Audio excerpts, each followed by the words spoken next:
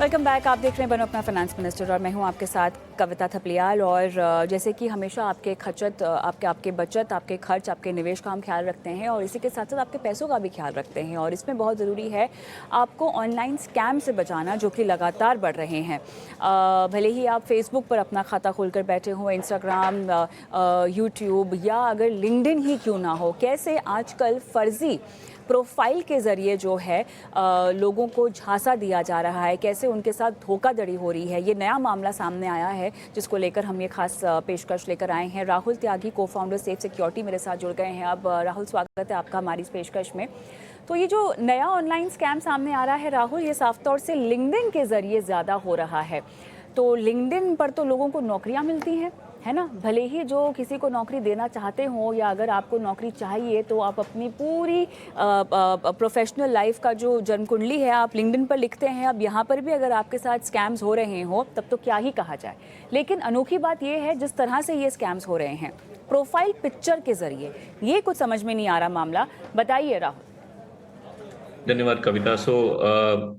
सबसे पहले दोस्तों को ये बताना चाहूंगा मैं कि देखिए, पैंडेमिक के टाइम पे मोस्टली जो कंपनी थी जो सेल्स अपनी बढ़ाना चाहती थी वो थर्ड पार्टी कंपनियों को हायर करती थी ताकि वो लिंक्डइन पे अपना प्रोफाइल बना के कुछ अपने टारगेट ऑडियंस को मैसेज कर सके ताकि उनको सेल ज्यादा बढ़ाई जा सके। इसी बीच में क्या हुआ, जो बहुत सीनियर मैनेजमेंट के लोग होते हैं कंपनी में, जहाँ एमडी हैं, जहाँ जो सीईओ हैं, जहाँ फिर कोई वो सीएक्सओ लेवल के लोग हैं, वो लिंक्डइन पे ज्यादा एक्टिव नहीं होते। तो ये क्रिमिनल क्या करते हैं, उनकी एक प्रोफाइल, फेक प्रोफाइल बना के सब कुछ उनकी प्रोफाइल से कॉपी करके उन्हीं के कॉन्टैक्ट को मैसेज करते हैं कि वो पुरानी प्रोफाइल जो है वो डिलीट हो चुकी है, ये नई मेरी प्रोफाइल है, इसको आप एक्सेप्ट कीजिए। और जैसे वो एक्सेप्ट करते हैं तो धीरे धीरे वो उनके, और ये जो क्रिमिनल होते हैं थोड़े से एजुकेटेड होते हैं और ये कॉर्पोरेट लेवल के स्कैम करते हैं उनके साथ। कोई पीओ मांग लिया, कोई परचेज ऑर्डर में कुछ हेरा फेरी कर दी, या उनको पता है कि इनकी कोई पेमेंट आने वाली है जो फंसी हुई है, वो आप इस अकाउंट में कर दीजिए। तो पहले पहले ये जो स्कैम थे वो पैंडेमिक के टाइम पे बहुत ज्यादा वायरल होते थे, जहां पे सीनियर मैनेजमेंट के लोगों की प्रोफाइल बना के ये स्कैम को किया जाता था। अब जो नया स्कैम ये आ रहा है कि लोग, क्रिमिनल्स क्या कर रहे हैं, फेक इमेज बनाते हैं किसी ह्यूमन बीइंग की जो दुनिया में एग्जिस्ट ही नहीं करता। यूजुअली जब आपके साथ कोई फ्रॉड होता है वो आप प्रोफाइल लेते हैं प्लस वो इमेज लेते हैं और बोलते हैं ये इंसान था, इसने मेरे साथ फ्रॉड किया है। अब वो इमेज दुनिया में वो इंसान एग्जिस्ट ही नहीं करता।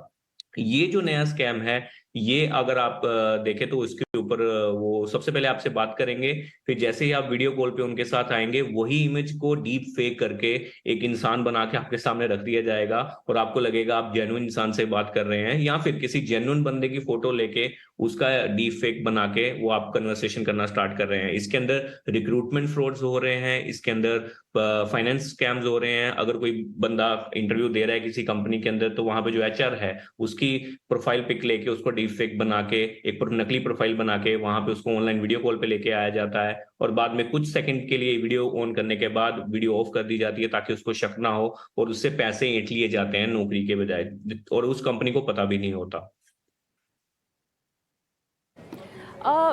राहुल, बहुत ज़रूरी बात है ये पता कर पाना कि ये प्रोफाइल फ़र्ज़ी है, सही है। क्योंकि देखिए लिंक्डइन कहीं ना कहीं इस तरह के जो स्कैम्स बढ़ रहे हैं, एक तो मेरे ख्याल से जो ऐप है अपने आप में, जो प्लेटफॉर्म है अपने आप में, उनको ये सुनिश्चित करना चाहिए, उनको कुछ स्कैनिंग शायद कर लेनी चाहिए जिससे ये सुनिश्चित हो कि जो प्रोफाइल उनके प्लेटफॉर्म पर बनाया जा रहा है वो फ़र्ज़ी हो या ना हो।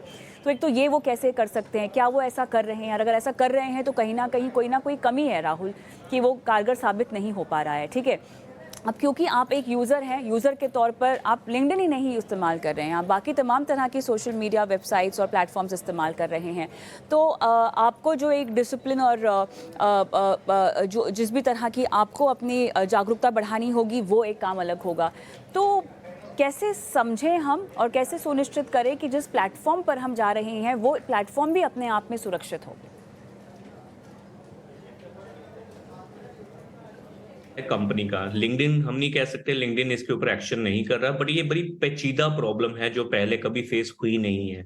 लिंक्डइन ने अगर बात करें पैंडेमिक के टाइम पे बहुत सारी फेक प्रोफाइल डिलीट की हैं और ऑलमोस्ट उन्होंने 15 मिलियन फेक अकाउंट्स डिलीट किए थे पहले 6 मंथ में 2021 के, जो कि एक बहुत बड़ा अमाउंट था।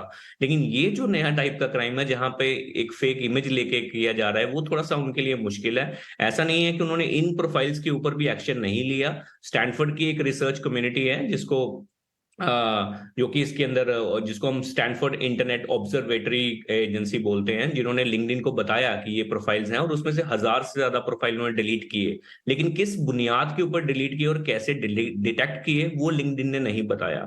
तो घूम फिर के बात आ जाती है यूजर्स के ऊपर कि यूजर इसको कैसे आइडेंटिफाई कर सकते हैं कि ये जो प्रोफाइल से रिक्वेस्ट आई है या मैसेज आया है, जो उनको जेन्युइन भी लग रहा है कि ये इंसान है, या फिर किसी एक जेन्युइन बंदे की जिनको वो जानते हैं उसकी फेक प्रोफाइल अगर बनाई गई है, तो वो कैसे देखें। देखिए, इसमें 3 चीजों का यूजर को ध्यान रखना चाहिए। पहली चीज, जितनी भी ये फेक प्रोफाइल्स होती हैं, उनका जो अबाउट सेक्शन होता है, अबाउट सेक्शन बड़ा जेनरिक सा होता है, जिसके अंदर एक सिंपल इंफॉर्मेशन लिखी होती है और डिटेल्ड इंफॉर्मेशन नहीं लिखी होती।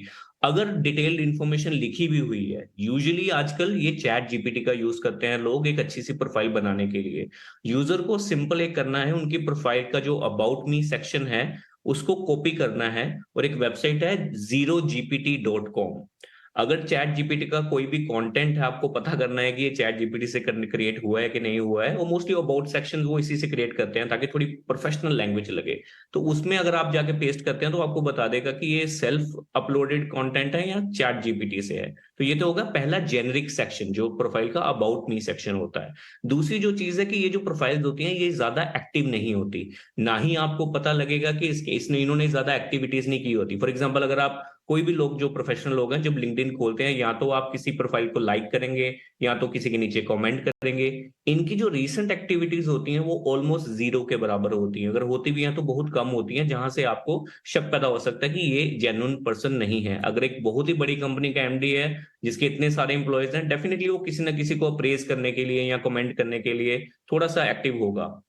और जो तीसरी चीज है, जो इमेज वहां पे लगा हुआ है, अगर आपको लगता है कि इस इमेज में कुछ गड़बड़ है, आप उस इमेज को सेव कर सकते हैं। और बहुत सारी वेबसाइट हैं, जैसे एक वेबसाइट अगर आप गूगल करें, एआई आर्ट डिटेक्टर, मैं दोबारा से बोल देता हूं, एआई आर्ट डिटेक्टर, इसको वेबसाइट पे जाके आप उस फोटो को अपलोड कर दीजिए, आपको पता लग जाएगा कि 80% या 90% श्योरिटी के साथ कि ये एआई जनरेटेड इमेज है या नहीं है। क्योंकि कई बार क्या होता है, आप एक फेस देख के किसी इंसान से बात करते हैं, उनसे कन्वर्सेशन स्टार्ट करते हैं, बट वो एग्जिस्ट ही नहीं करता।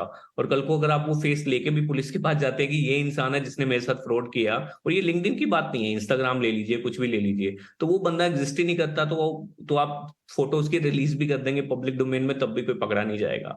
सो मेनली ये 3 चीजें हैं जो कि I think her social media platform के ऊपर वैलिड हैं। सबसे पहले जेनरिक उनका अबाउट सेक्शन, अपने बारे में इंफॉर्मेशन। दूसरा, उनका एक्टिविटी बिल्कुल ही कम होगा अगर वो दिख रहा है तो। और तीसरा, जैसे मैंने आपको बताया कि जो कंटेंट उन्होंने पोस्ट किया उसको आप zerogpt.com पे जाके चेक कर सकते हैं कि ये एआई जनरेटेड है तो नहीं है। तो इन चीजों का आई थिंक ध्यान रखें, काफी हद तक लोग इससे सुरक्षित रह सकते हैं।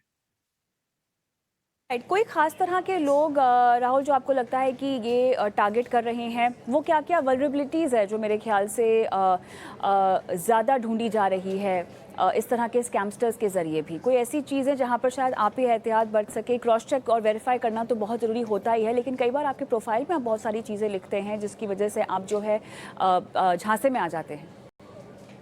देखिए, इसमें 2 चीज़ों का ध्यान रखना चाहूँगा। मैं एक छोटा-सा एग्ज़ाम्पल देना चाहूँगा।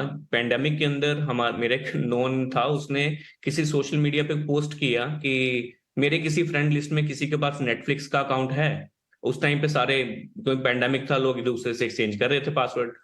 वो हुआ क्या, उसका पोस्ट किसी ने पढ़ा और सडनली कुछ टाइम के बाद उनको एक ईमेल आता है कि नेटफ्लिक्स, आपकी जो कंपनी है, वो नेटफ्लिक्स का 6 मंथ का सब्सक्रिप्शन दे रही है, लेकिन इसको एक्सेस करने के लिए आपको कंपनी के यूजर नेम और पासवर्ड से लॉगिन करना पड़ेगा। अब जैसे उन्होंने लॉगिन किया तो उनको ओटीपी आ गया। अगर उनकी कंपनी में 2 फैक्टर ऑथेंटिकेशन ना लगा होता, तो वो जो क्रिमिनल था उस एम्प्लॉय की ईमेल आईडी के अंदर चला जाता और वो सारा कंटेंट अपना डाउनलोड करके उनको बाद में ब्लैकमेल करता, और वो बहुत सीनियर पोजीशन पे था इंसान। तो देखिए, जो आप पोस्ट करते हैं पब्लिक डोमेन में, वो जरूरी नहीं है कि सब आपके फ्रेंड्स ही देख रहे हैं। वो आपका घर का दरवाजा है, अगर आप सबके लिए खुला रख रहे हैं तो कोई ना कोई उसके अंदर कुछ ना कुछ सेंध लगा ही लेगा। सो स्पेशली जो सीनियर मैनेजमेंट के लोग हैं, उनको चाहिए थोड़ा सा वो अपनी जो कनेक्शंस हैं, खासकर लिंक्डइन कनेक्शन में तो हम हर एक इंसान को नहीं ऐड करते, जिनके साथ हमारा बिजनेस है या जो हमारे डोमेन के अंदर काम करते हैं उनके साथ करते हैं, तो वो क्लोज कनेक्शन रख लियो। ज्यादातर जो सीनियर मैनेजमेंट है उनके लिए मैं कहना चाहूंगा कि वो अपनी प्रोफाइल को प्राइवेट करके रखें, मतलब उनका प्रोफेशनल नेटवर्क तो है बट पब्लिकली वो डिस्क्लोज नहीं है, और जब भी कोई उनको कोई रिक्वेस्ट करेगा वो उसको आइडेंटिफाई करके थोड़ा सा चेक करके फिर ही उसका रिक्वेस्ट को एक्सेप्ट करें, नहीं तो ना करें। तो अगर ये वैसे करते हैं तो काफी हद तक वो अपने आप को सुरक्षित रख सकते हैं। राइट राहुल, मेरे ख्याल से हमने काफ़ी विस्तार से इस पर बात कर ली है और उम्मीद करते हैं कि इससे भी हमारे दर्शक कुछ सीखें और थोड़ा सा एहतियात बरतें जब भी किसी भी सोशल मीडिया प्लेटफॉर्म का इस्तेमाल वो कर रहे हों। बहुत बहुत धन्यवाद आपका समय निकाला। Thank you. चलिए इसी के साथ अब रुकेंगे छोटे से ब्रेक के लिए और ब्रेक के उस पार दर्शकों के सवालों को शो में शामिल करेंगे। और आज की खास बात यह है कि जो सवाल हम शामिल कर रहे हैं वो तमाम सवाल यूट्यूब से हैं। जी हाँ, जिसके लिए आपको बताना बहुत ज़रूरी समझती हूँ कि हमारा शो आप यूट्यूब पर भी देख सकते हैं और यूट्यूब पर देख रहे हैं हमारा शो तो सवाल भी अपने पूछ सकते हैं। कमेंट बॉक्स पे अपने सवाल डालिए। अब ब्रेक के बाद में जो सवाल शो